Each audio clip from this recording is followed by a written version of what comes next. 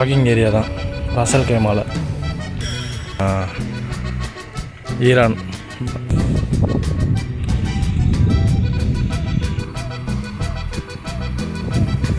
Down மாதிரி create பண்ணிகிட்ருக்காங்க, வில்லாஸ்லாம் கட்டிகிட்ருக்காங்க.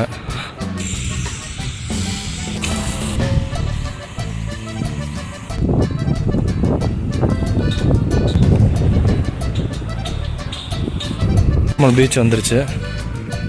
இப்போ நம்ம எங்கே இருக்குன்னு பார்த்தீங்கன்னா, கடல் ரொம்ப அப்படியே உள்ளே வந்திருக்கோம் கடலோட எட்ஜுக்கு. ஒரு சில வீடுகள்லாம் கட்டிகிட்ருக்காங்க இன்னும்.